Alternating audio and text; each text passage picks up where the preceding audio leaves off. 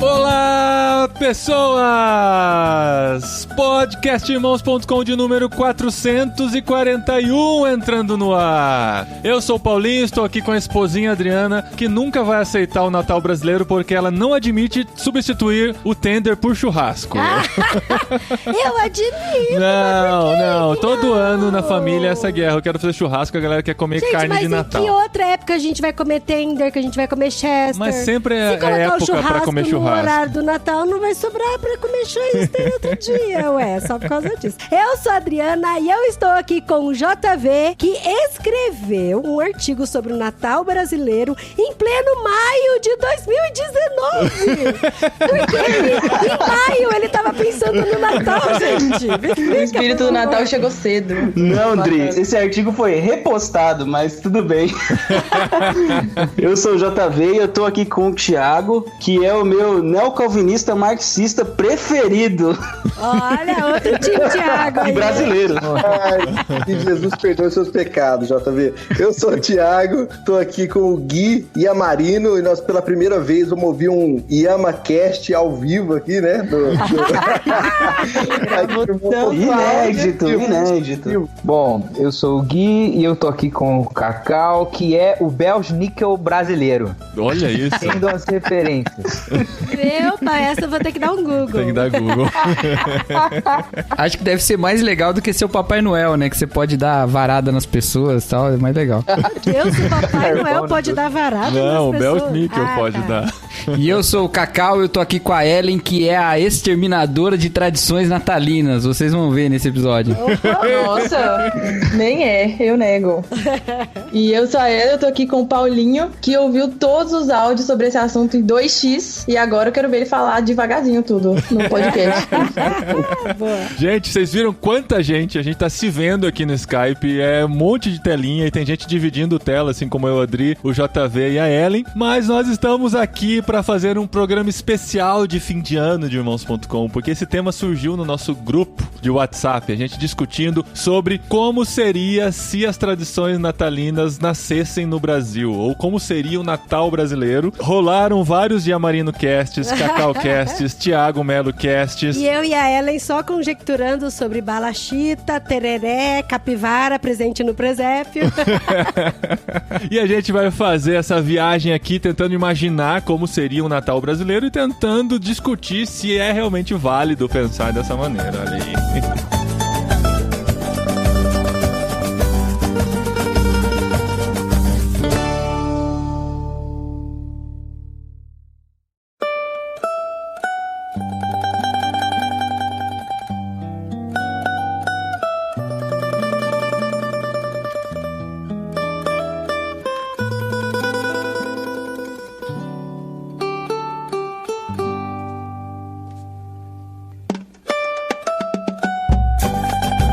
O Yamarino Cast já virou tradição aqui entre nós, a gente gostaria de apresentar pra vocês, porque existe até um sticker, né? Guilherme Yamarino está gravando áudio. E enquanto ele estava gravando esse áudio de 9 minutos e 52 segundos da semana passada, nós conseguimos fazer um bingo do que conteria nesse áudio. Nós fizemos o sticker até que chegou e tal, e a gente tava discutindo esse tema aqui, e é sobre isso que a gente quer falar hoje com vocês. Mas por onde a gente começa, gente? A gente vai começar imaginando como seria o Natal brasileiro ou vai discutir se pode ou não pode imaginar um Natal brasileiro?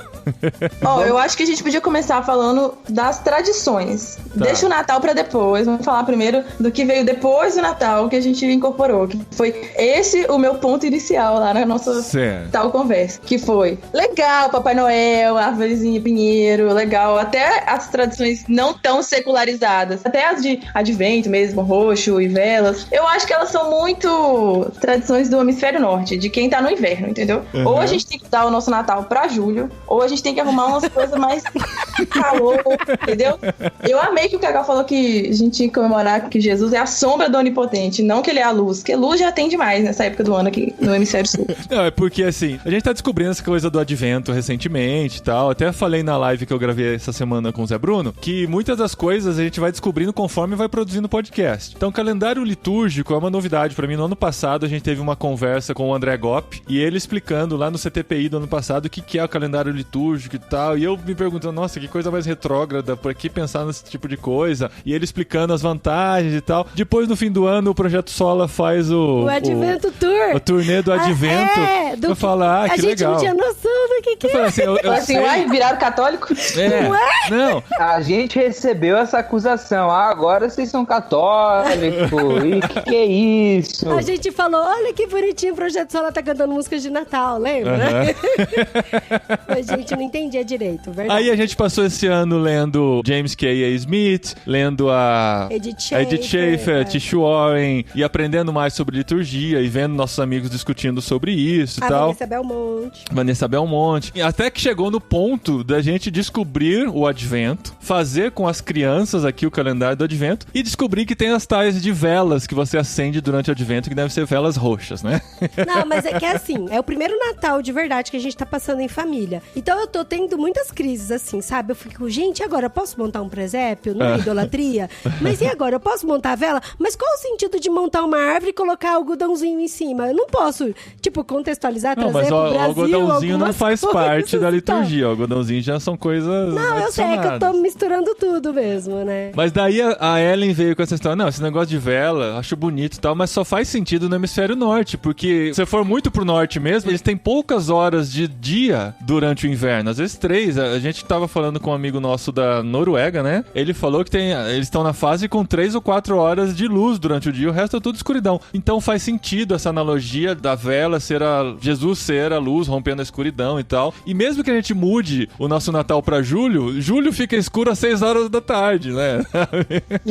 Eu acho que cabe uma distinção aí inicial, assim, a gente tem que pensar o que é parte da história do Natal, o que é parte da liturgia ao redor do Advento, né? Advento não é igual ao Natal. Você tem o período do Advento, que é a espera para enfim a chegada do Natal, que é o próprio período do nascimento de Jesus mesmo, a história específica do evento do nascimento de Jesus. Tem as questões litúrgicas que a igreja incorpora para se ensinar isso, e também tem as distinto da liturgia, as tradições natalinas. A bolinha na árvore, tem comida, tem luzinha e etc, que são coisas que acho que são distintas, e aí sim vale a pena a nossa discussão, assim, do que é válido, o que faz parte de uma ação litúrgica que faz parte da história da igreja, e o que é uma tradição que foi sendo gerada, e às vezes a gente até incorpora dentro da nossa tradição mais latina aqui, de forma assim muito pensar, que a gente poderia até repensar isso, né? Acho que essa distinção é importantíssima, senão vai dar treta. Mas tem uma coisa nisso aí, mesmo sendo alguma coisa que seja tradição cristã, ainda assim não necessariamente é bíblico. Exato. Então, assim, eu acho que a gente pode ter, não que eu seja contra, acho que essas coisas são úteis pra caramba, mas assim, pra brincadeira aqui, eu acho que a gente pode desafiar essas tradições cristãs também, a gente só não deveria desafiar a história bíblica. Por exemplo, né, não teria um outro santo que não fosse São Nicolau, já que ele é do hemisfério norte, não teria, entendeu? Esse tipo de coisa, assim. É cristão, mas, entendeu? Não sou contra o Papai Noel, tá? Não, ninguém aqui é contra nada, começa por aí, né? Você no WhatsApp, você foi contra, fique registrado aqui, o Papai Noel, o Coelhinho da Páscoa e o velho da van no 7 de setembro. Mas eu acho que a gente tocou num ponto, Paulinho, que tá aí na sua primeira pergunta. Por quê? O que tá dentro de nós? Por que a gente quer transformar as coisas em brasileiro? Sim. Assim, porque eu acho que isso tem muito a ver com a motivação até da gente estar conversando sobre isso, né? Assim, por que a gente precisa dar uma recondicionada ou adaptada, atualizada, vamos aí o termo da moda, né? Incorporar um pouco essas coisas para mais próximo do nosso contexto, assim. Porque eu acho que é daqui que a gente pode ir pra frente. Porque não tem pinheiro aqui nesse país, gente. Olha só, eu tô aqui, ó, com um pinheirinho aqui, ó. Vocês estão vendo na câmera aqui, ó. De plástico. É de plástico esse negócio, ó. Não tem nem vaso lá embaixo. A gente tem um de verdade aqui que vai morrer daqui 2 semanas. Então, tá vendo? Viu, mas por que então? É simplesmente por sermos um país colonizado que quer negar todas as tradições que vieram junto com seus colonizadores? É por isso que a gente... Sim, próxima. Sim. Ou porque nós temos cultura suficiente pra desenvolver a nossa própria tradição de Natal? Mas olha, eu confesso que eu tenho medo da ideia de adaptar algumas coisas por conta da gente querer renegar a cultura do norte e a gente adaptar e fazer coisa herética. E aí fazer coisa errada ou trazer elementos culturais pra dentro da minha família, que não é pra comemorar dessa forma. Então, mas por que o deles não é herético e o nosso é? Pois é. Vai lá, Gui. Acho que essa questão que o João toca é muito importante, porque quando a gente fala sobre questões de Natal, nós não estamos falando de um tipo ideal, ou seja, uma coisa hegemônica, né? Claro que não. A gente tá falando de questões muito diferentes em cada país, em cada contexto. Então, por exemplo, a Ellen questionou uma coisa muito importante que é, mas a gente tem muita luz, mais que o suficiente, né? A gente não tem frio, por exemplo, pra ter vela, lareira pra nos aquecer, elementos que podem nos remeter ao Natal, né? Só que mesmo assim a gente tem significados em elementos culturais aqui que já são muito incorporados na nossa cultura. Até quando a gente pode dizer que isso não é mais parte da nossa cultura? Porque se a gente for tentar ficar separando questões pela raiz cultural dela, o que vai sobrar pra nós, afinal de contas? Não é verdade? Sobrar quase nada, mandioca e banho. Exato.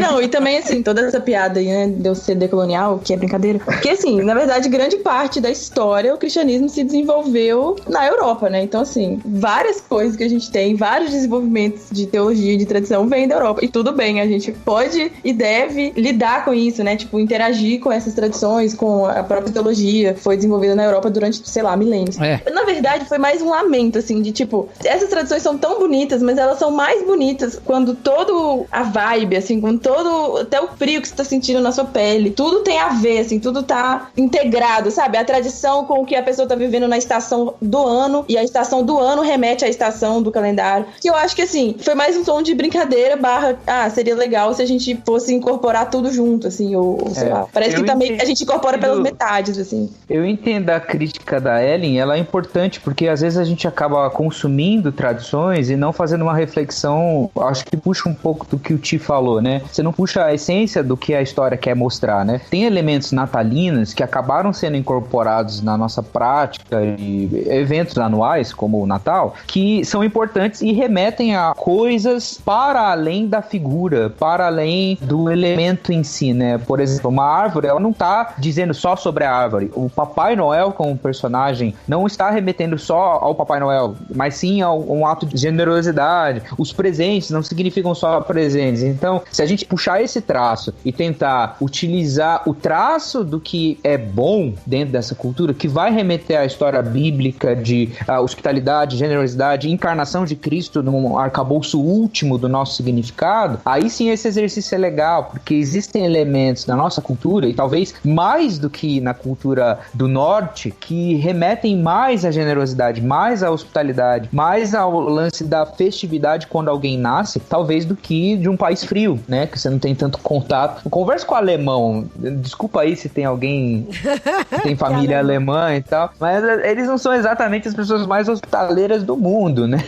Então, mas isso é um desafio, Gui, porque assim, né? A gente tenta trazer esses elementos que remete à história do Natal e toda a comemoração, até a questão dos Reis Magos e tal, tudo assim, tentando não contextualizar aqui no Brasil, mas explicar, por exemplo, para as nossas crianças, nossos filhos aqui, por que aconteceu dessa forma, por que Jesus nasceu lá entre os animais e tal, né? E aí a gente tenta explicar isso para os meninos. Mas aí, por outro lado, quando a gente pensa nas comemorações do Natal, que são de séries e filmes e televisão, que é tudo permeado de neve e frio e velas e aquecedores e tal, você fala, nossa, mas parece que é um Natal diferente do que é o nascimento de Jesus, né?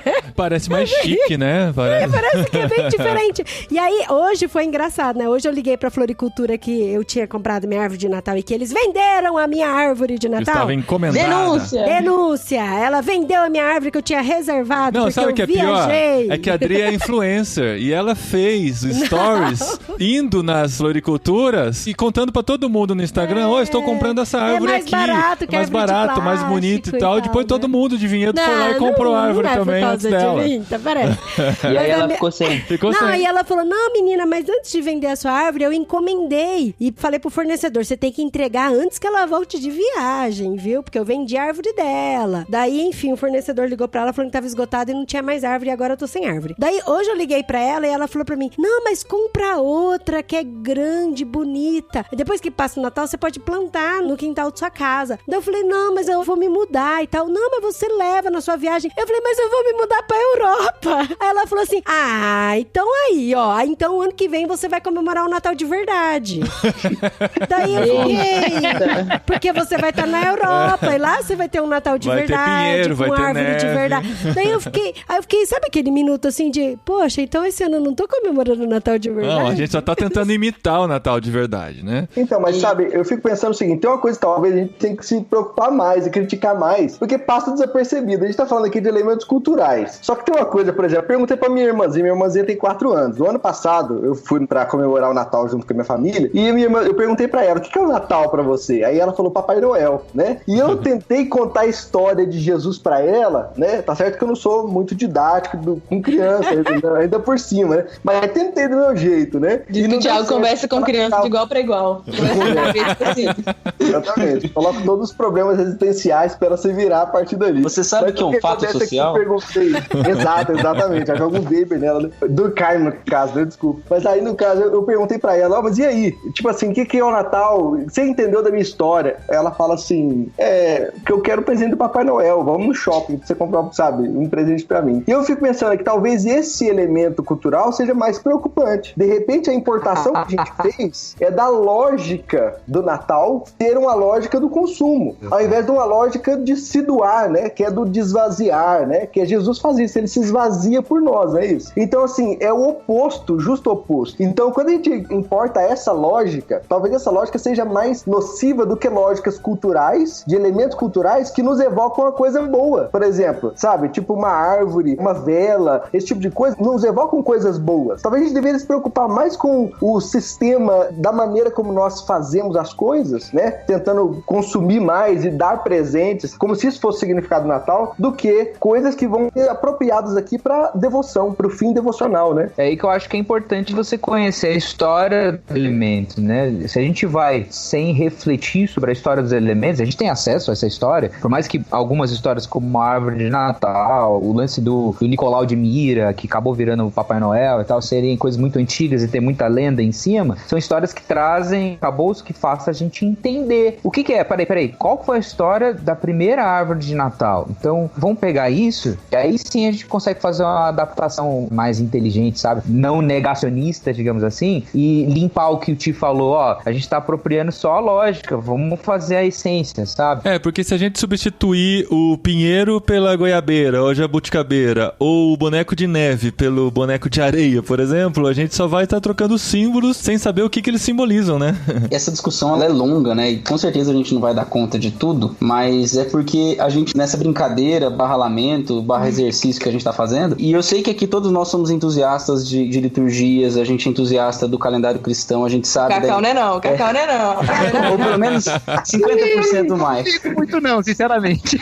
Mas assim, a gente tem a gente sabe o valor disso. Só que por outro lado, eu acho que existe um sentimento de tipo, o brasileiro, o latino-americano, assim, de essas coisas não parecem descer muito, né? Ainda que nós sejamos um país super religioso e tenha suas dimensões religiosas muito claras e ritualísticas, parece que isso não tá dando conta ainda, né? Não fecha. E outras tradições precisariam ser criadas ou adaptadas pro nosso contexto. Então eu sei que essa discussão vai bem mais longe, mas eu acho que a gente tá vendo um pouquinho desse problema, que é o Natal de verdade. O Paulinho colocou aqui, né? Tipo, a gente tá imitando o Natal deles, né? E tentando fazer uma imitação, tipo assim, a gente imita, né? A nossa casa, tipo assim, são casas igual a dos filmes que a gente vê, né? Tem muito uma coisa de Hollywood, né? Tipo... Mais até do que as tradições da igreja, tradições católicas. Gente, tem as luzinhas que imitam neve, né?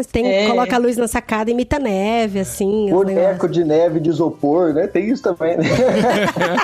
E assim, e agora colocando um ponto que eu sei que a gente vai trabalhar também, que é que o Gui colocou na primeira fala dele, que eu acho que foi, assim, muito didático pra saber onde a gente tá nessa conversa, né? Que, assim, existe a história do Natal. Jesus, o que ele fez, como ele veio, em que contexto ele veio, a história que a gente vê nos evangelhos. Mas, por outro lado, existem as tradições em torno disso. Agora, como que a gente acessa essa história verdadeira do Natal Natal a partir da nossa própria cultura, que assim, nem a cultura europeia é a cultura de Jesus, e nem a nossa cultura é a cultura de Jesus, né? Então como é que a gente chega até essa história do Natal? Eu acho que é uma boa... E aí vem a polêmica da cantata do Mig Mag. Essa cantata do Mig Mag. Natal brasileiro. Eu já ia chegar nisso, gente. Natal Tupiniquim. Que é tão bonitinha essa cantata. João, você que teve idade pra ser um dos cantores. João e Ellen, vocês tiveram idade pra serem os cantores dessa cantata no início dos anos 2000. Duas vezes. Eu já era adulto no início dos anos 2000, então vocês podem contar melhor o que se trata.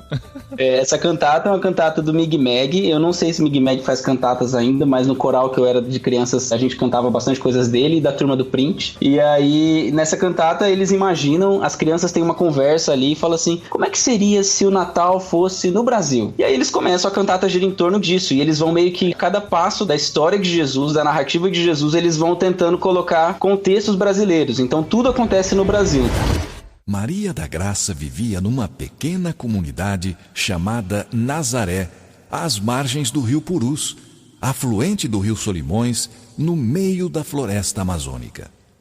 Lá ela plantava mandioca, fazia farinha, comia tambaqui, tucumã e cupuaçu. Maria estava comprometida e iria se casar com José Raimundo. Um dia, enquanto buscava água no rio, um anjo apareceu a Maria. Era Gabriel, o anjo do Senhor. Então Jesus nasce em Belém do Pará, só pra fazer a brincadeira com o nome e tal, e aí gaúchos vão do Rio Grande do Sul até Maria lá. é uma ribeirinha. Maria Ribeirinha. Aí, tipo, os magos que vêm de longe, né, são os gaúchos, aí eles cruzam o Brasil todo pegando presente e tal pra levar. Os pastores são sertanejos, e aí no meio de tudo isso tem várias músicas que exaltam a cultura brasileira, então tem baião, forró, tem a própria música Gaudéria, assim, né, uma música meio do Rio Grande do Sul, e eles vão homenageando um pouco o Brasil à medida que vai contando a história do Natal. Faltou o vaneirão, hein, André? Faltou o vaneirão, isso é verdade. Os sertanejos chegaram cantando vaneirão. Não, gente, mas ó, é bonitinha a cantata, porque eles falam o tempo todo que é uma imaginação e tal. E aí a última música eu acho que fecha bem, porque ele fala, mesmo que a gente esteja longe de Belém, Jesus também nasce nos nossos corações. Ai, gente, para, é bonitinho. Eu já me arrepiei, muito bonitinho. Uma coisa positiva da cantata do Big Mag, eu acho que é o exercício que a gente tá tentando fazer aqui, é captar a essência da história natalina, a essência do contexto de Natal, até eles brincam bastante com a questão política, né? Ali tem mas Jesus não nasceu no Planalto Central e tudo mais, que é a questão dos reis magos que vão até o Palácio de Herodes procurar Jesus lá, né? E Jesus não está lá, mostrando que Jesus nasceu de forma humilde, né? E nasceu em Belém, na cidade de Davi e tal, que não necessariamente é emparelhada com o poder político da época, né? Lógico que é uma crítica ferrenha política, mas é importante também que acaba sendo uma contextualização permissível dentro de uma interpretação do próprio texto. Deixa eu fazer uma pergunta para colocar fogo no parquinho aqui. Mas qual a diferença disso do Jesus da Mangueira, por exemplo? Bom dia, Thiago. Porque eu fico me perguntando, talvez essas analogias, elas tenham limite, mas quais são os limites, né? Quem que define esses limites de apropriação, de contextualização, talvez seja uma palavra mais adequada? Às vezes a gente dá liberdade à nossa criatividade e a gente não sabe o limite direito onde parar. Onde que a gente tem que parar? É onde a narrativa não abre mão. Existem pontos onde a narrativa não abre mão e que são importantes para a gente entender Jesus Cristo. Entender que Jesus Cristo é, sim, o Messias esperado, é sim o Messias que, de forma cosmológica e bem de forma narrativa, dentro do todo, ele nasce em nosso coração de uma forma bem etérea e tudo mais, mas também as escrituras revelaram que ele nasceu, de fato, em Belém, ali no reino de Israel, de fato ali. Então existe esse Jesus histórico importante de uma história que continua a ser repetida. Assistam o episódio O Natal de Charlie Brown. É isso aí. Todos os amigos do Charlie Brown querendo fazer um negócio de Natal, cada um quer fazer de um jeito, não sei o que lá. Aí vem o Linus, que é aquele menininho do cobertor, grita e fala assim, vou contar a história do Natal, e ele conta a história do Natal, assim como tá no Evangelho de Lucas. Eu vi o vídeo lá que você mandou, que é ele contando, bonitinho. Acho que tem algo aqui que é muito legal, sobre Jesus, sabe? Porque o Vô Baltazar fala assim, que todo ser humano, ele tem a aspiração de fazer alguma coisa para além da sua vida finita, né? Então ele quer deixar uma marca pro resto da história, né? Todo mundo quer deixar o seu nome, digamos assim, alguma coisa definida definitiva no meio do transitório. E aí eu acho que aqui cabe a nossa discussão, porque assim, primeiro, Jesus de alguma maneira se encarnou num corpo transitório, né? Porque é um corpo de carne, osso, que envelhece, que come, né? Que fica enrugado e etc, né? Só que, no entanto, ele fazendo o que fez, transformou o seu corpo transitório numa obra definitiva, né? Por conta da sua morte e ressurreição, né? Então eu acho que quando a gente vai fazer o Natal, a gente tem que pesar esses dois elementos, aquilo que é transitório e aquilo que é definitivo, sabe? Jesus tornou a história onde ele estava uma história definitiva, porque afinal de contas ele nasceu num lugar e num tempo específico da história. Só que isso não faz com que tudo ao redor dele também seja definitivo. Então tem elementos transitórios que nos ajudam a viver de maneira mais leve, talvez, para fazer um Natal brasileiro, sabe? E um Natal que leva em consideração aquilo que é definitivo que Jesus fez e aquilo que é transitório que a gente pode fazer, né? Para honrar quem ele é. Eu acho que isso ajuda a gente também a esclarecer algumas coisas. Eu lembro de na discussão inicial a gente traçar algumas diferenças, né? Primeiro, há uma diferença entre contextualização, né, e apropriação, é isso, né, Cacau, que você tinha dito? Eu acho que você podia colocar essa diferença aqui, que eu acho que foi bastante interessante. Não, porque a contextualização é você comunicar de um jeito que ela é compreensível nesse contexto, né? Às vezes para causar o mesmo impacto, né, da época. Então, às vezes você precisa usar alguns tipos de comparação, assim, né? Pegar uma outra história bíblica, porque já tá mais fresca na minha cabeça. Vamos falar de Zaqueu subindo na árvore, por exemplo. É fácil a gente pensar Zaqueu como uma pessoa odiada e tal, mas na verdade Zaqueu seria melhor comparado com um político, né, da nossa época, corrupto, né? Então, assim, ele não é odiado porque ele é odiado porque ele rouba o povo, né? Então, é difícil colocar Jesus chamando e indo comer na casa de um político corrupto, ele se convertendo e resolvendo abrir mão do que, entendeu? Isso é uma contextualização. Então, assim, não é falar que Zaqueu era esse, mas é falar, é como se fosse, coisa do tipo, guardando esse impacto, né? É igual quando a gente conta a história pras crianças, assim, tenta trazer pra realidade deles. Exato, exatamente. E adaptar já seria colocar as coisas se passando aqui hoje em dia, né? Jesus andando num carro aberto, um carro de som,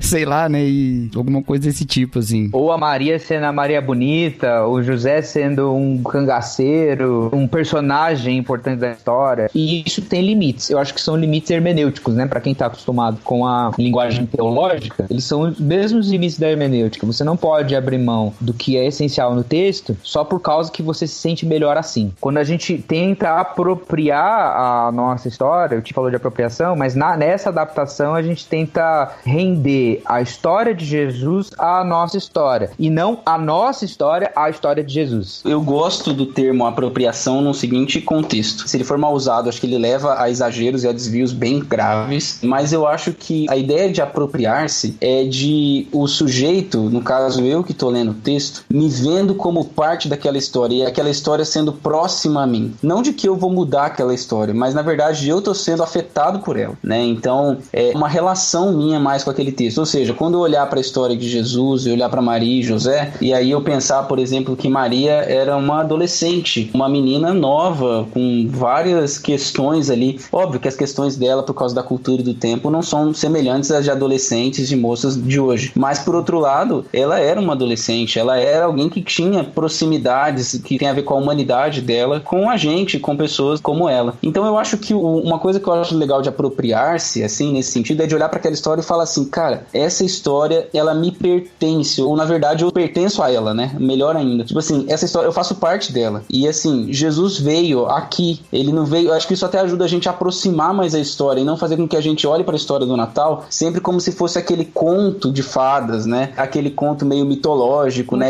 né? De como surgiu o nosso Deus. Não, ele veio aqui agora, no tempo presente, viveu entre nós, esteve entre nós nesse momento histórico, num momento histórico como o nosso. Então, eu acho que isso ajuda a aproximar. É nesse sentido que eu acho que a apropriação pode ser usada, tomando cuidado pra gente não mudar a história, né? Obviamente, eu acho que o ponto fica difícil quando a gente muda a história e deixa a história ficar como ela é, né? Então, e aí várias narrativas surgem, né? Por exemplo, Jesus se torna um libertador político, Jesus se torna a personagem que a gente quiser colocar quando a gente adapta a história para aquilo que a gente quer defender. Mas quando a gente olha para essa história e meio que é possuído por ela, eu acho que a gente tem bastante a aproveitar com isso. A gente tende a querer que Jesus seja parecido com a gente. A gente tende a querer que Jesus seja parecido com a nossa forma de pensar, a nossa forma de se reunir, a nossa denominação, o nosso jeito de pensar teologia, o nosso jeito de celebrar o Natal. O europeu fez isso, o americano fez isso e tornou isso o suprassumo para ele. Então, o processo de secularização, ele é muito isso, quando eu penso qualquer história, qualquer narrativa de acordo com a minha própria ideia. As escrituras, elas vão trazer um processo totalmente diferente, porque vão render a minha história, a história de Cristo, vão render a minha cultura, a cultura de Cristo, vão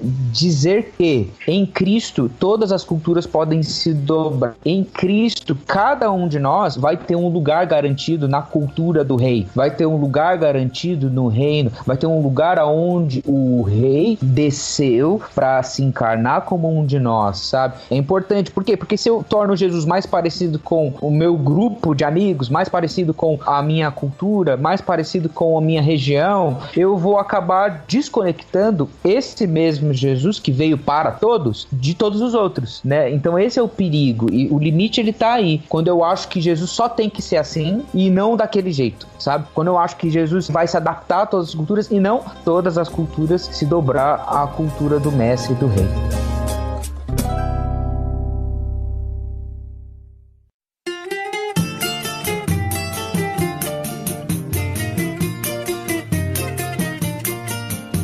Gui, eu acho muito legal, concordo plenamente, imagino que todos nós aqui tenhamos essa noção, né, dessa realidade da história de Jesus, a história histórica, né, digamos assim. Só que, por outro lado, isso não resolve tanta coisa, né? Porque se a gente for pensar na vida real, concreta, como que a gente vai comemorar o Natal? A gente vai ter que comemorar de algum jeito, sacou? A gente vai ter que fazer de algum jeito. Que jeito a gente vai fazer, né? Quais são os elementos culturais que a gente vai... Qual é a liturgia do Natal, sacou? Quais são os elementos estéticos? Então, de alguma maneira, a concretude dos elementos culturais são inevitáveis. Então, como é que a gente faz isso, né, sem transgredir, digamos assim, essa história? Porque, veja, mesmo que a gente esteja numa grande narrativa na história de Deus, a gente não é monocultural, na verdade. A gente é multicultural. E isso não é um problema. Na verdade, isso é uma graça de Deus, essa diversidade cultural, né? Então, como é que a gente faz isso, sendo que o Natal, ele envolve elementos estéticos, litúrgicos, etc., que não tem como escapar deles, sabe? Eu acho que essa questão talvez seja uma questão do dia a dia mesmo, para nesse Natal a gente vivê-la de forma concreta na mesa, né, com experiências e tudo mais. Porque eu acho que parte do esforço para contextualizar uma história é porque sem a experiência da história, a história não continua viva, né, no sentido experiencial da coisa, né, no sentido subjetivo. Sem essa experiência, ela meio que deixa de fazer sentido, né, no universo de significado dela, ela precisa ter a concretude, né. Então, ainda que a gente tenha a história de Jesus como a nossa linha mestra, a gente tem que ter,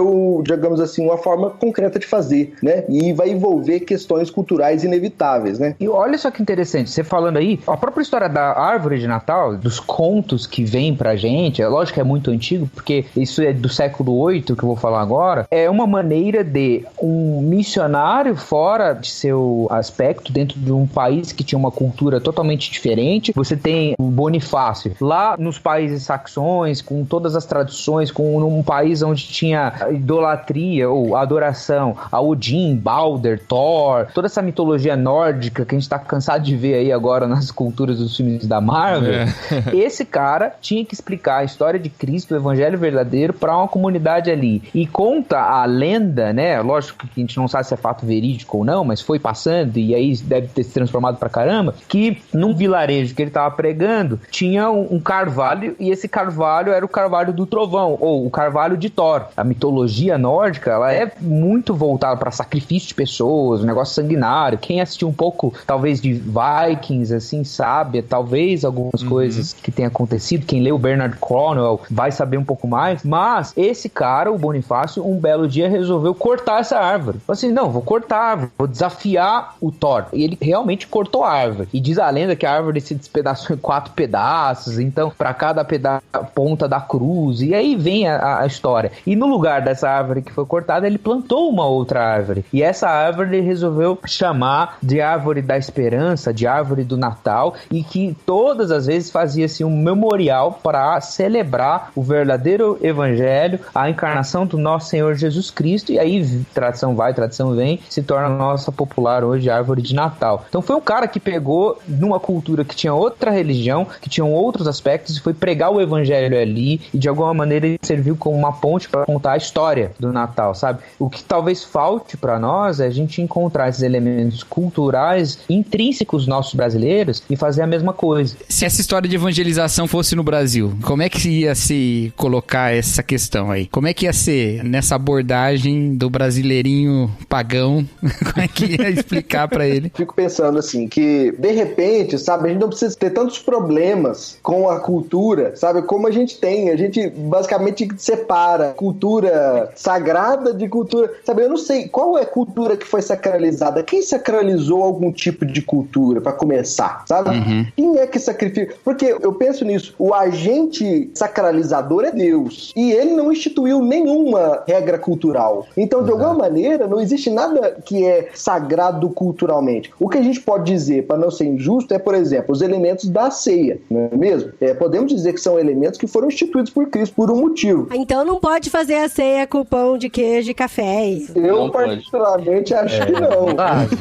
A não ser que não tenha mais nada, né? Se não tiver nada, vai com o que você tiver. Eu concordo com isso. Ué, gente, mas e ceia com suco? Dá na mesma se trocar o suco por café. Já não é vinho? Já não é vinho, né? É uma de defensores mais puritanos. Tá, pano pra mãe. Então, beleza. Então, a árvore de Natal não tem como tirar isso. Então, aí que tá. A árvore de Natal já faz parte da tradição de Natal. Inclusive do brasileiro. Por mais que tenha sido importada, faz parte da tradição de Natal. Será que a gente tem que descobrir na nossa cultura algo do zero pra poder usar como um símbolo no lugar da árvore? Ou a gente pode, como eu disse lá no começo, simplesmente substituir o pinheiro pela goiabeira, entendeu? O Paulinho não quer nem árvore de mentira. Começa por aí.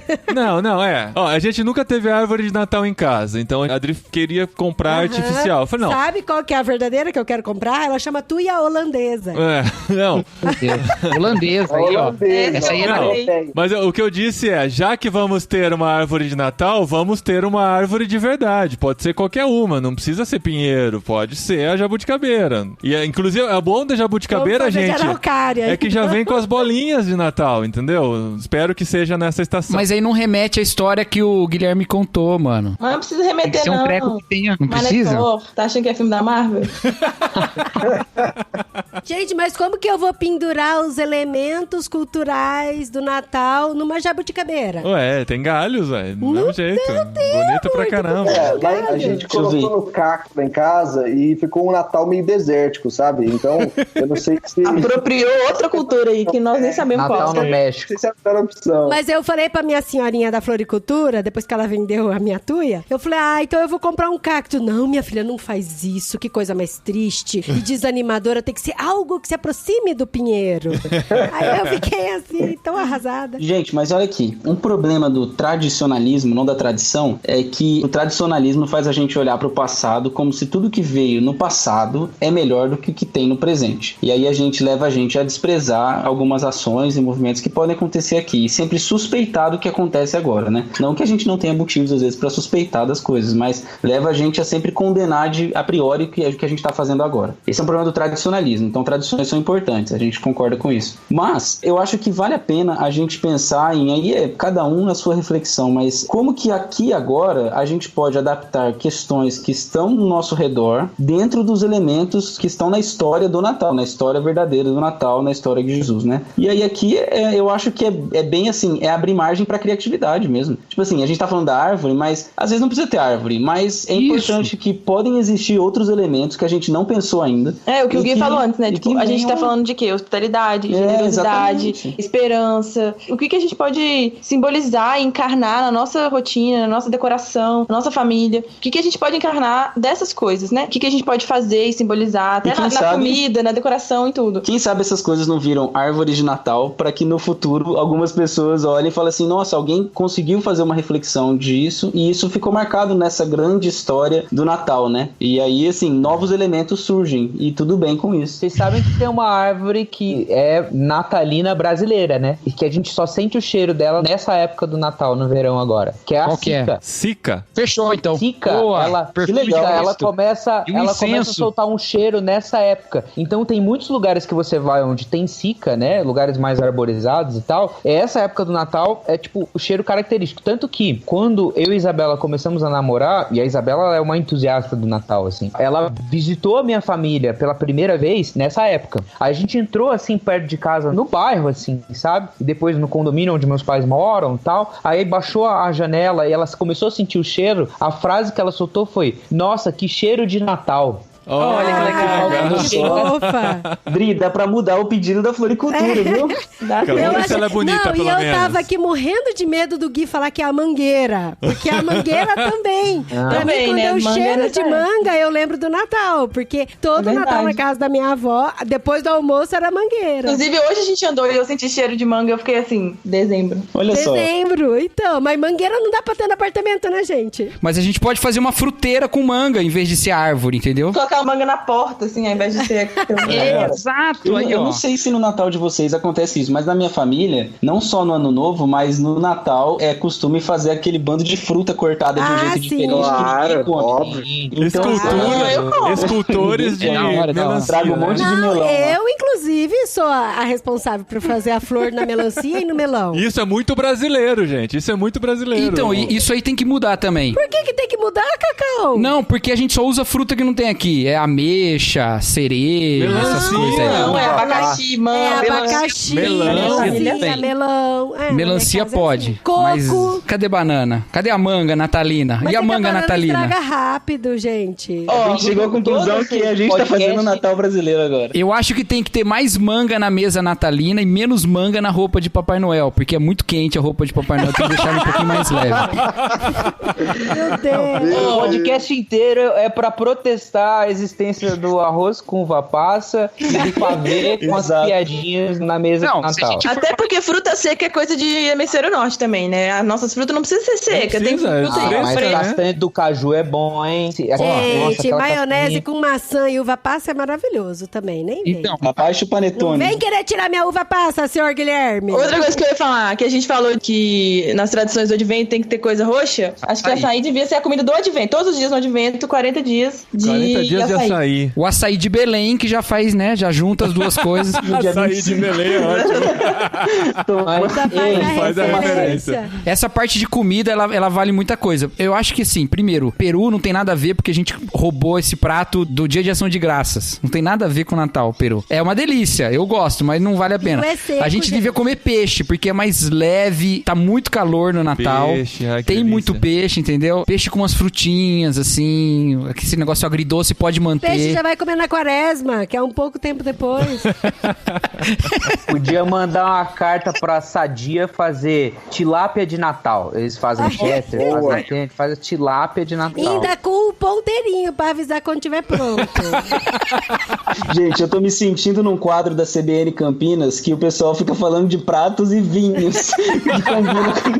Eu tô me sentindo nesse quadro. A gente precisa falar das bebidas agora que harmonizam, né? Mas viu, vocês estão falando de tradição, deixa eu compartilhar uma tradição da família da minha mãe, que acabou passando pra nossa família e família estendida, que não é uma tradição comum de Natal, assim. Eu sei que todo mundo troca presentes, né? E normalmente é colocado os presentes debaixo da árvore, né? Todo mundo tem isso. Na família da minha mãe, quando ela era criança, o avô dela não fazia isso. Ele fazia um varal na sala e esse varal ele pendurava os presentes assim no varal. Então era um momento onde cada pessoa que comprava um presente pra alguém podia ir até o centro da sala ali e falar um pouquinho sobre a pessoa e então entregar um presente. Isso foi passando. Então as memórias de Natal que eu tenho, elas são nesse período de trocar presentes de uma generosidade extrema, onde a gente não ficava ansioso pelo presente que ia ganhar, mas ficava mais ansioso por quem que ia me dar um presente, quem que ia falar e como é que a gente ia fazer esse momento e como que a gente... Então, às vezes tem coisa simples e me marca até hoje, tanto que agora o Natal na nossa casa tá meio espalhado, porque todo mundo cresceu, tá começando a ter filho, então ficou agora as famílias todas separadas, e agora a nossa família mesmo, eu, meus irmãos e meus pais, a gente vai fazer esse ano o primeiro Natal que é só a gente, e o desafio nosso é fazer alguma coisa assim, né, para o filho do meu irmão, que é a nossa única criança na família, e depois os nossos filhos, né, de promover essa mesma essência, a mesma generosidade. Mas como é que funciona, Gui? É tipo um amigo secreto, então, que todo mundo vai dar presente pra alguém alguém? E como é que vocês combinam pra ninguém ficar sem presente nesse rolê? Não, normalmente ninguém ficava. Eu não vi um Natal que ficou gente sem presente. É claro, minha avó dava presente pra todo mundo, que era meia. Então todo mundo era uma meia de Natal. Pelo menos com uma meia saía.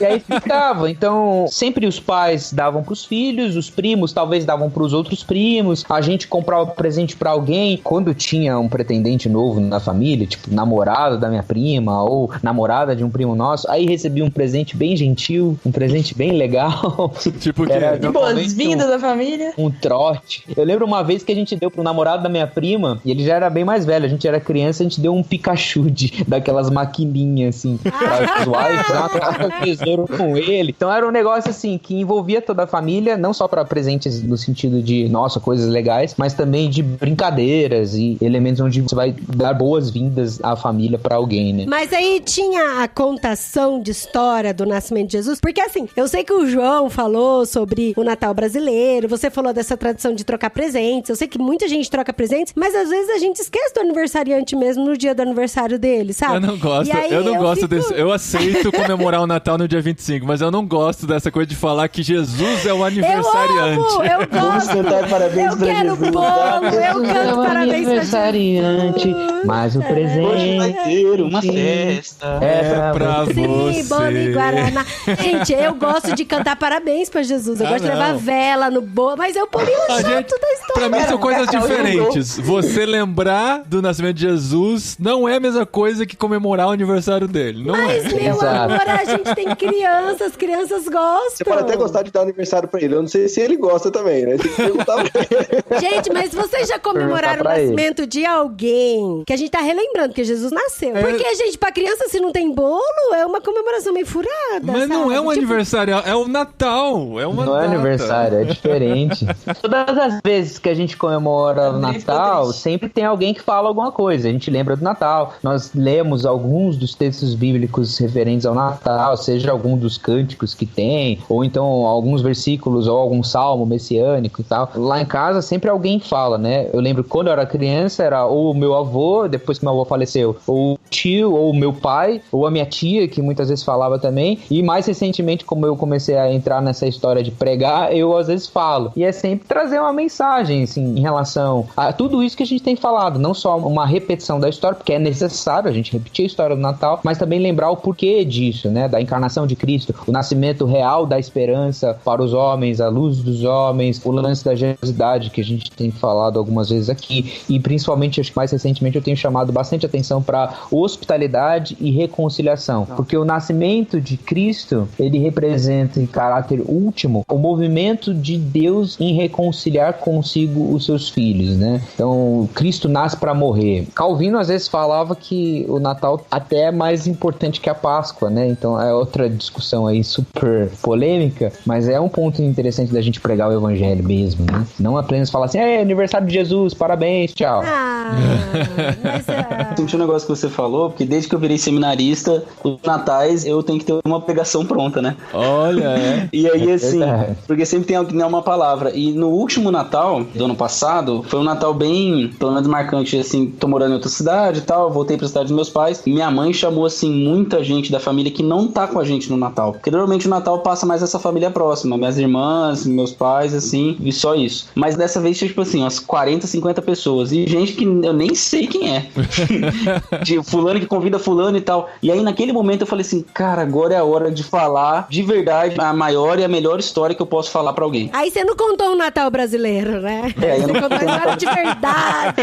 Aí... Foi legal, porque chamou os parentes católicos, e aí eles leram os cânticos de a gente Maria. Fez uma liturgia, porque eu tava com meus parentes que eram católicos, que são católicos, e aí, assim, eu trouxe eles pra fazer uma liturgia, uma mini liturgia de Natal. Então a gente fez o lecionário, eles leram os salmos messiânicos e tal, e aí a gente pôde falar, ter um momento ali onde a gente falou sobre a história do Natal pra todo mundo. Isso, eu acho que essa é uma oportunidade muito legal de Natal, de família, de relembrar a história desse jeito. Acho que essa é uma liturgia que, independente de que comida e que elementos a gente vai ter na casa, isso a gente não pode abrir mão, sabe, das nossas casas, de ter um momento ali e falar, essa é a história do Natal. É por causa disso que a gente tá aqui hoje. Alguém que já morou no Rio de Janeiro, não? Você. Não, mas eu morei pouco tempo. Ele vai falar da rabanada.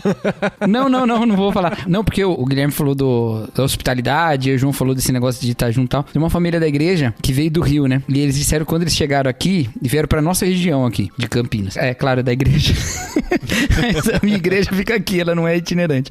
Mas quando eles chegaram aqui, eles estranharam, porque lá onde eles moravam, pelo menos no Rio, no Natal, as pessoas iam de casa em casa. Tipo, participando verdade, um pouquinho das ceias, sabe? Ah, vamos lá na casa do fulano, ia lá, aparecia lá. Quando a gente passou o Natal no Rio, foi isso. Lembra que a minha cunhada morava numa rua, assim, que era uma ladeira sem saída, né? É, a gente já passou o Natal no Rio. E aí elas falaram, agora a gente vai entregar os presentes pra vizinhança. Uhum. E daí, assim, durante a gente comendo a ceia, aí saíram as duas entregando os presentes e tal, com um versículo. Eu até perguntei pra eles assim, mas e se você for na casa de outra pessoa e alguém chegar na sua casa? Ele falou, não, sempre fica alguém, né? Pra receber. Tem que ter um combinadinho. Mas eu achei tão legal, porque de um jeito ou de outro, né, repete um pouco a história da falta de hospedaria e tal. E aí, ao contrário, é todo mundo recebendo todo mundo. Acho que é uma história que tem dá pra fazer uma relação aí, ia ser legal. Gostei. Eu acho uma coisa legal a gente não deixar ninguém passar o Natal sozinho, sabe? E isso é uma tendência cada vez mais comum em grandes cidades, né? Pessoas que estão longe de casa. E agora vai ser um desafio por causa da pandemia, porque tem muitas pessoas que não vão poder estar com as suas famílias, voltar para suas cidades e tal. E aí, assim, provavelmente não vamos poder se reunir todo mundo junto no mesmo lugar. Mas, se a gente souber de uma pessoa da igreja, de alguém que não tá, tipo, colocar essa pessoa, fazer uma ligação de chamada, tipo assim, fazer ela saber que aquele momento não é pra ela passar sozinha, né? E que o Natal é isso, é hospitalidade, é estar junto e tal. Gente, não esquece dos porteiros, por favor. Isso é verdade. Tem tanto porteiro que fica sozinho. Na nossa tradição brasileira já tem uma questão diferente do hemisfério norte, é que o Natal pra gente é a noite do dia 24, né? Quando a gente passa junto, reúne a família e tal. Nos Estados Unidos, por exemplo, ou país do hemisfério norte, eles dormem cedo pra acordar cedo no dia seguinte e fazer a celebração. Abrir os presentes. Abrir os presentes, né? Não Esquecendo de Mim tem essa cena no final, bem icônica. Algumas igrejas até fazem alguma coisa na véspera, à noite e tal. Um culto começa mais tarde. Eu tava conversando com meu amigo norte-irlandês e ele falou que algumas igrejas fazem o culto mais tarde, no dia 24, até da meia-noite pra celebrarem juntos. E depois, para as pessoas mais velhas, fazem um culto no dia 25 de manhã. Aí os pastores têm que dar essa desdobrada aí pra fazer funcionar. Mas a nossa tradição é muito fazer uma ceia especial no dia 24 à noite. Felizmente, na nossa família não tem a tradição de esperar meia-noite pra comer. A gente come mais cedo. Deus, a gente come e celebra meia-noite. E a gente bota a culpa nas crianças, que as crianças as crianças não podem esperar até meia-noite e tal. E no dia 25 depois reúne a família de novo, porque é muita comida e a gente vai comer novamente. E no dia 26 de novo, e no dia 27 de novo. Dependendo do tamanho da família. Já emenda com o ano novo. Família do Paulinho tem uma tradição muito legal, que eu não sei como que a gente vai fazer esse ano. Mas sempre no dia 24 à noite, antes de dar meia-noite, eles cantam música de viola. Moda de viola.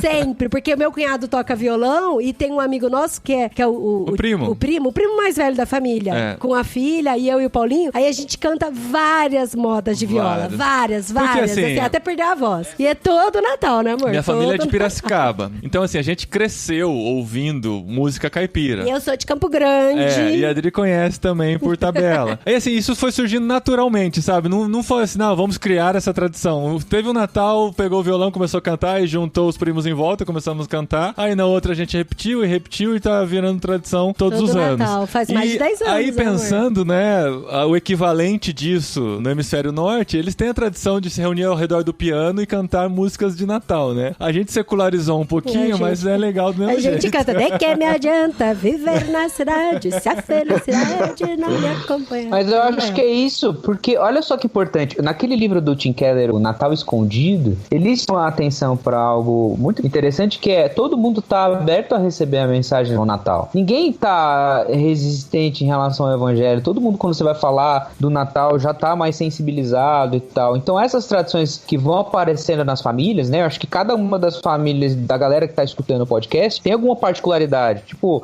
eu e meus primos, a gente todo Natal gostava de ficar até as 5 da manhã do outro dia pra ver o sol nascer, e tinha isso todo Natal, a gente ficava esperando o ano inteiro pra ter isso, sabe? E tem outras pormenores que todo mundo tem, e esses pormenores onde as pessoas esperam pra celebrar algo que elas não têm durante o ano, onde as pessoas esperam pra ter uma experiência ali que não tem durante o ano, então consequentemente ela tá mais aberta a receber uma história como a história de Jesus, como o evangelho, ela tá mais aberta a falar de hospitalidade, ela tá mais aberta a falar de perdão, ela tá mais aberta a falar que ela precisa ser mais generosa, ela tá mais aberta a falar que ela precisa de um salvador e rei na vida dela. dela, sabe? E esses pormenores é aquilo que eu tentei falar no começo, né? O Bonifácio lá no século VIII foi e fez isso. Existem essas árvores de carvalho de tora aí presentes na nossa família, que talvez sejam pontos de contato com o evangelho, que nessa época do Natal elas vão aparecer. E essa é a oportunidade que a gente tem de explicar, né, a essência ou explicar o fundamento desses elementos, né? Porque a gente pode falar, por exemplo, de hospitalidade sem falar nada de Jesus, né? A gente pode falar sobre esses valores de uma forma bem esvaziada, né? Da meio mensagem. Padre Fábio de Mello, assim. Exato. Então, e os filmes de Natal todos aí, né? Exatamente. E quantas tentativas tem por aí, né? O que as pessoas mais querem, na verdade, hoje são bons valores morais que vão agradar elas. E todo mundo quer que alguém seja hospitaleiro com você, né? Só que o Natal, ele inverte essa lógica, fazendo a gente se apropriar desses valores como alguém que vai fazê-los também em prol dos outros, né? Então, nós recebemos hospitalidade, por isso damos. Nós recebemos generosidade, por isso somos generosos. O próprio Deus, né? Exato. Faz toda a diferença. E tem tudo a ver com a mensagem do Natal em si mesma, né? Jesus vir se despir por nós, né? Então, quando a gente faz isso também, de alguma maneira, a gente está explicando a razão. Eu acho que é até legal tentativas assim mais que soam agradáveis, né, para os outros. Em que sentido? A gente fazer as coisas serem legais no Natal para todo mundo ficar naquela vibe, naquele clima, né? Espírito natalino, legal. Mas isso não é o suficiente, sabe? No sentido de explicar o porquê nós fazemos isso, sabe? Uma coisa que passa despercebido, mas é o sino. O sino não tem nada a ver também. É o anúncio. O sino de Belém, mas por quê? Da onde que vem esse sino? Vem do Jingle Bells, lá do trenó dos caras dos americanos lá. A gente nem tem trenó aqui. Que negócio é esse? Então tá, cancelado. Que sino que tinha em Belém, velho? Que sino que tinha em Belém? Me fala, qual que é o sino que bate em Belém? Mas tem a ver com a anunciação, não tem não? O sino está anunciando a chegada. Tem uma música brasileira que chama Anunciação, viu? Vai tocar no culto. Tá no culto, né? Vai tocar no culto a Anunciação, a gente vai ter uma conversa depois de gabinete. Depois a gente vai cantar Dias Melhores. Eu já escuto os teus sinos, né? Sim. Eu já escuto os teus sinos. Não, mas pra brasileirar, se é alguma coisa que vai anunciar, que seja o... Como é que chama lá o negócio dos boiadeiros? Berrante. O berrante. Sabe tocar berrante, João? Só não toco porque não tem aqui. Eu também sei tocar. Adri sabe mesmo. Falta a gente falar quais seriam os presentes dos reis magos, dos gaúchos. E quais são os animais do presépio, né? Porque eu não vou abrir mão vocês são preconceituosos. Vira-lata caramelo, é isso? Vocês estão dando trela pro pessoal do sul separatista, porque vocês já estão considerando que é de outro país. Porque os reis magos são de outro país. Aí vocês estão tratando os gaúchos com preconceito. Mas então são argentinos, vão trazer vinho, doce de leite, queijo e pronto. Alfajor. Alfajor, é. Se eles forem do Paraguai, eles podem trazer PlayStation 5. Whey Protein. iPhone 12. iPhone 12, sopa paraguaia. Ai, que delícia. Então, a regra aqui, pelo que eu tô entendendo da nossa conversa, é clara, né? Não tem cultura sagrada, o choro é livre, faça um Natal brasileiro, né? E lembre-se sempre de falar da história de Jesus. Pronto, fechou. Esse é o Natal brasileiro. Eu tô só esperando o Gui falar amém. Amém.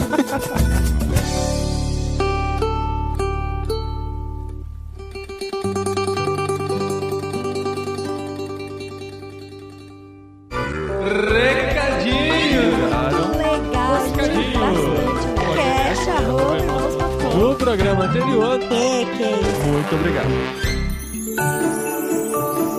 Recadinhos, esposinha. Recadinhos natalinos. Recadinhos, últimos recadinhos do ano. Sim. Já passou a metade do mês de dezembro. Gente, olha que coisa desesperadora, né? Outro dia um amigo meu mandou uma mensagem que eu achei mó engraçado, né? Ele escreveu assim: gente, amanhã começa o lockdown no Brasil. Aí a pessoa cai assim do morro, aí vai passando as folhas do ano, aí ela já tá comemorando o Natal. É mais legal, a imagem é mais legal. E sim, gente, este é o último recadinhos do ano, mas não o último episódio do podcast Irmãos.com desse ano, porque na semana que vem temos a nossa já tradicional retrospectiva ministerial de 2020. Olha, e fizemos coisa pra caramba esse ano, viu? Exato. Não foi o ano mais incrível das nossas vidas. Não foi o ano que esperávamos. Como a gente tava prevendo, né? Como pra qualquer um, não foi o ano que esperava, mas foi um ano produtivo. vivo. E nós vamos contar todas as nossas histórias na próxima semana, no último episódio do podcast Irmãos.com desse ano, que é no dia 22 de dezembro. Aí nós faremos uma pausa de 2 semanas pra celebrar Natal e Ano Novo. Ninguém fica ouvindo podcast nessa época, né? E se ouvir, tem mais um outro tanto de podcast aí no Brasil, Exato. Né? Então a gente dá essa pausinha e volta com novos episódios no dia 12 de janeiro. Lembra que a gente falou que talvez a gente fizesse uma pausa em janeiro todo pra programar nossa mudança? Provavelmente nossa mudança não vai acontecer em janeiro. Não vai acontecer em janeiro. Então nós vamos ter episódios em janeiro a partir do dia 12. Então dia 12, 19 e 26 serão episódios especiais porque nós não teremos ainda a volta do jet lag do literário, que retornarão só em fevereiro. Mas serão episódios muito especiais, a gente vai divulgar pra vocês em breve. Vai ser episódios do coração, Episódios de férias. Episódios de férias. Se bem que, né, o ano foi tão maluco que, assim, nem sei se as pessoas vão ter férias em janeiro, se vão se encontrar com a família, né, provavelmente não. Então vai ser um mês normal, eu acredito. Espero que seja, né? Que não seja normal. Pra gente aqui não. Vão ser episódios especiais, diferenciados aqui no podcast Irmãos.com. E em fevereiro volta o literário. Então você já pode pegar o mês de janeiro pra começar a ler o livro com a gente, não é verdade? Exato. Nós já anunciamos aqui que no mês de fevereiro nós vamos lançar o literário sobre um dos nossos livros mais queridos aqui, que é... Qual que é o nome, esposinha? O Guia do Mochileiro da Galáxia. Opa, volta. Das Galáxias.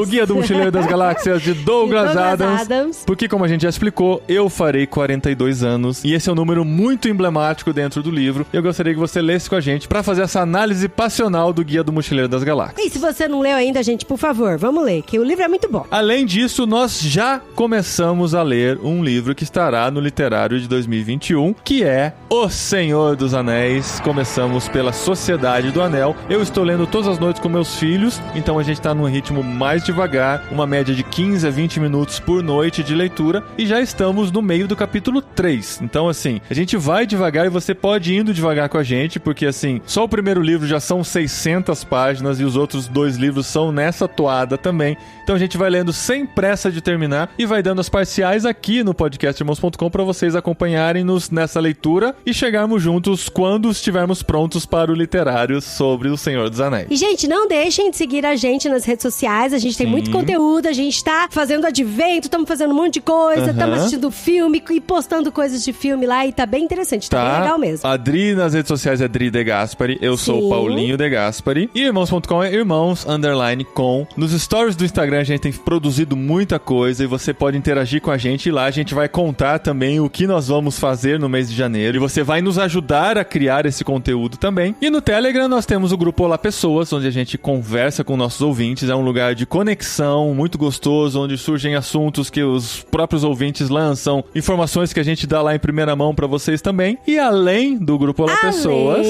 nós temos um grupo mais exclusivo, seriam aquelas pessoas que estão um pouquinho mais perto da gente. É o Vipaço, Vipíssimo.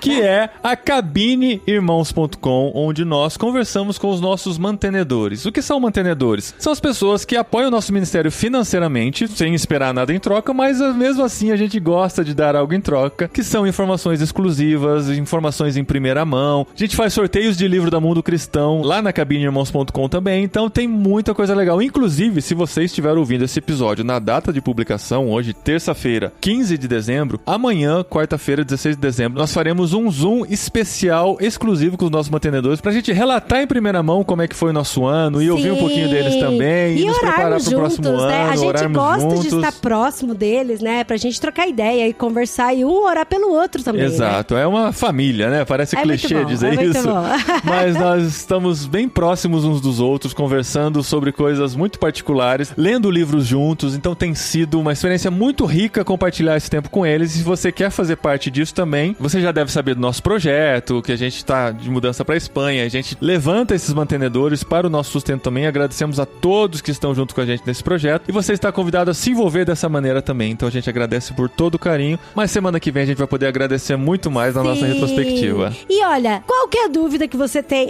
eu não sei como que faz pra entrar no Cabine, não sei como é que faz pra entrar no Olá Pessoas, não sei como é que faz pra isso ou pra aquilo. Gente, entra em qualquer rede sociais nossa, do Instagram, Twitter, e manda um DM pra gente, que a gente vai explicando. E no post desse programa, irmãos.com, você também vai ter todos os links, inclusive os links das coisas mencionadas nesse episódio, como o texto do JV escrever sobre o Natal brasileiro, como a cantata, as músicas do Natal brasileiro e todos os links para as nossas redes sociais também, inclusive dos participantes do programa, que nesse aqui foi praticamente um recorde de participantes, né? Foi, gente. E para as redes sociais de todos eles, no post desse programa Irmãos.com, em cima do nome deles tem o link, assim como todos os episódios de Irmãos.com até hoje, mas em cima do nome deles tem o link para as redes sociais dele, geralmente pro Instagram ou pro Twitter, para você conhecer mais e poder segui-los também e seguir a gente, tá bom? Então, muito obrigado, gente, pelo carinho até agora. E semana que vem a gente volta com novas informações, muitas novidades. Semana que vem vocês serão bombardeados de Paulinho e Dri.